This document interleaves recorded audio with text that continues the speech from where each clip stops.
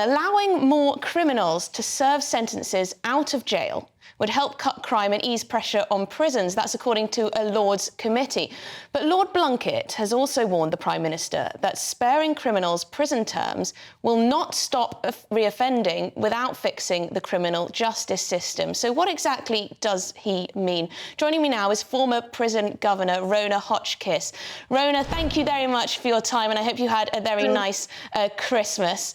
Rhona, what do you make of what Lord Blunkett has had to say here? Because the Prime Minister has said that more sentences should be served outside of prison, believing that that would help cut crime and also ease pressure on prisons. We know that prisons are at 99% capacity, so there simply isn't the space often for criminals to be put in there, but also concerns about what these community sentences actually look like in practice, and do they do the job of rehabilitation?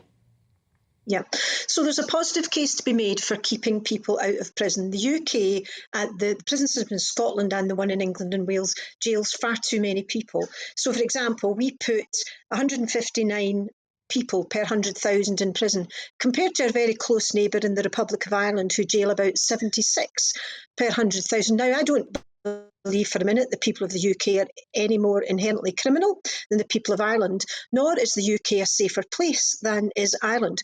So while there's a positive case for keeping people out of prison, and that's it, because we don't need to jail these people, the Tory government are proposing doing it for the wrong reasons. They're doing it in response to a justice system that is busting at the seams, because the court system is completely backed up, because we've allowed remand length to grow beyond what is decent at all. And this proposal is being made in response to the fact the Tories can't deliver on their promise to create many, many thousands more prison places in the next 5 years or so. So you're saying this isn't really a proactive proposal from the Prime Minister, it's more just reacting to the dire situation that we have?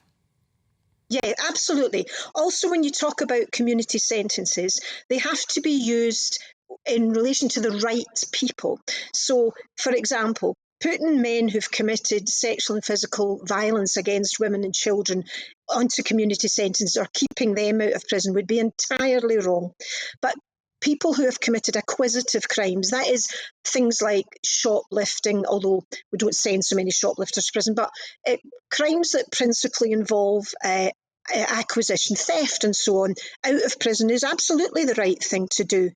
The community has to be assured that putting people in the community instead of prison will not cause increased risk of violence. That's the main concern. So for the Tories to simply do this without pumping millions more into community supervision will not work. And Lord Blunkett is quite right. Rhona, are community sentences enough of a punishment? Let's get back to basics. Are they enough of a punishment, and therefore are they enough of a deterrent? Because if you're a victim of a crime, whether it's a low-level crime or not, you're likely to want that person to be punished properly. And do community sentences really do that? I understand that, and of course there are two elements to the justice system in this country. One, you're quite right, one is punishment, one is deterrent, and deterrent involves rehabilitation. If you talk to most victims of crime, they want to know that it won't happen again to other people, and by far the best way to do that with crimes of acquisition, theft and so on, is not to put people in prison. We know that almost half of people who come into prison on sentences like that will offend again. In fact, it's actually coming up towards 2/3. So clearly putting all of these people in prison is not the answer.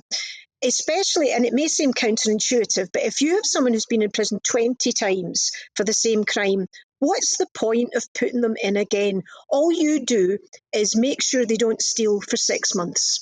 You then let them out, they're free to steal again. So we have to take a look at what works in other countries around the world and stop the nonsense.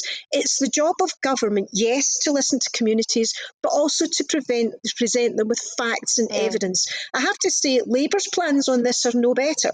Labour's plans in response to a justice system that's bursting at the seams is just to build more prisons, and that will not work.